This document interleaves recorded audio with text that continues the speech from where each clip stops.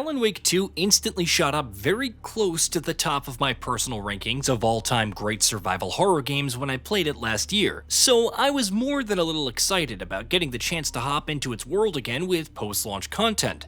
And though I certainly enjoyed my time with Night Springs, its first expansion earlier this year, I knew that it would be the game's second and final expansion that Remedy Entertainment would deliver, the more unmissable return to Bright Falls.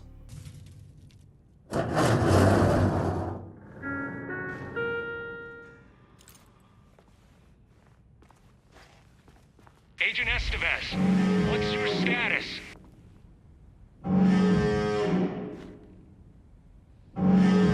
Breach detected on sublevel 5. Staff should seek shelter immediately. We have a situation in the Lakehouse. All agents converge on the facility now. Sure enough, that's exactly what the Lakehouse is, and much more on top. This second expansion is not only a great way to cap off Alan Wake 2's story, it also simultaneously serves to further expand and set up future things for the Remedy connected universe. Just as Remedy used Control's second expansion to bridge the gap between the 2019 title and the then upcoming Alan Wake 2, the Lakehouse is meant to guide players from the twisted horrors of Alan Wake 2 and back into the trippy nightmares of the in-development Control 2. The end result is a compelling survival horror jaunt through an experience that feels like the perfect blend of Remedy Entertainment's two beloved franchises.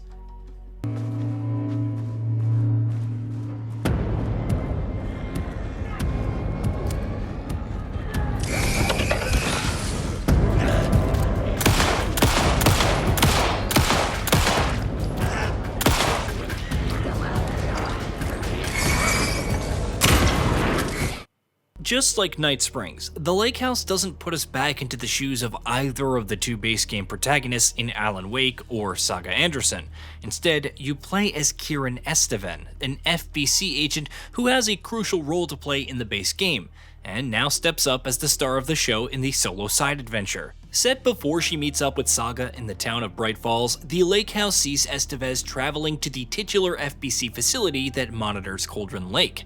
Things, however, have gone monumentally wrong in the facility, and it soon becomes clear that not only must Estevez figure out what happened and how to fix it, she also has to do so while dealing with many horrors that have been unleashed within the walls of the Lakehouse. No one wants to check the individual carrying a firearm into a restricted government facility? No? Hello, and welcome to another exciting day here at the Lakehouse. As I'm sure you know, I am Dr. Jules Marmont, and this is my wife, Dr. Diana Marmont. Right from the first second, the DLC does a great job of telling a compelling story. While it doesn't feel like a crucial part of the overarching Alan Wake 2 narrative, it does tell an engaging story of its own that taps into the base game story and the series' lore in some interesting ways. From rogue operatives to experiments gone horrifically wrong and plenty more, there's quite a bit to digest, but it comes together in satisfactory fashion. Some might be disappointed in the fact that the Lakehouse almost seems more important to the future of the Remedy Connected Universe than it does to Alan Wake 2 itself, but even for those less concerned with Control 2, the DLC's own story has enough mystery and intrigue to keep you satisfied. That's thanks in no small part to typically strong writing. In particular, there's a lot to be said about how deftly yet strongly the Lakehouse comments on generative AI and its inability to create actual art. Estevez is also a strong protagonist and feels like a meaningful addition to the cast of playable characters in the game, where Alan himself is an insane bag of loose bolts and Saga is very much a fish out of water in spite of all her calmness. Estevez, as an experienced FBC agent making her way through the FBC facility, feels like a much more assured protagonist, one that's also much more knowledgeable about things relevant to the story. It also helps that actor Janina Gavankar also continues to do a great job bringing the character to life. The Lakehouse itself, meanwhile, serves as a great setting. From a visual perspective, it combines the brutalist architecture of Control's The Oldest House with the grittier survival horror tone of Alan Wake, and achieves unsurprisingly spectacular results. The expansion is incredibly high on atmosphere and unsettling sights to throw at players. The actual scares are less prominent here as compared to, say, the base game's horrifying nursing home, but those looking for something spooky will be satisfied with what's on offer here. And yes, the Lakehouse still has the infamous Alan Wake 2 jump scares. They're less prominent and egregious than they were in the base game, but the DLC does have its moments where it very gleefully uses the cheapest possible tactics to make you jump out of your skin. And you know what? I don't hate it.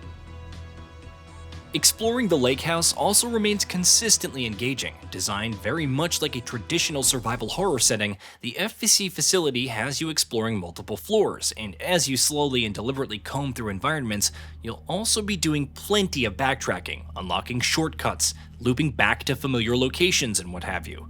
It helps, of course, that exploration tends to always feel rewarding, because when you're not engaging with the main story content, you're finding valuable resources and a healthy amount of lore drops. On that point, in fact, I'd say that there are almost too many notes to find and read in the Lakehouse. Honestly, finding and reading notes in survival horror games is one of my favorite things to do in games, but the Lakehouse feels like it goes a bit overboard in this area, to the point where it can affect the pacing a little. There is, of course, combat to get into as well, and though you'll be fighting plenty of familiar foes in the form of the Taken, Alan Wake 2's second DLC also introduces a new enemy type in the form of the Painted. Keeping in line with the Alan Wake series' central motif of art being brought to life in the most horrific manner possible, the Lakehouse sees protagonist Kieran Estevez having to square off against twisted, lanky, humanoid monstrosities made of paint that shamble out of walls covered in paint and come at you with petrifying aggression. From the noises they make, to the way they move about, to the fact that they're invincible until you get your hands on a special new weapon, there's a lot about the Painted that's deeply unsettling. They easily rank among the DLC's best highlights. Oh, and that new weapon? Yeah, that's also a blast to use. Finally!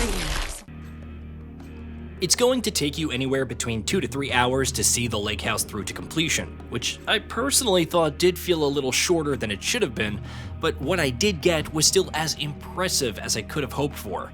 I absolutely love Alan Wake 2's band of storytelling, its style of horror, its gameplay pacing, and to have all of that present and accounted for here in the Lakehouse ensures an undeniable level of quality. On top of that, meanwhile, the expansion also serves as a suitably tantalizing sneak peek into the future of the Remedy-connected universe, and yet another piece of content that effectively brings the worlds of Alan Wake and Control together.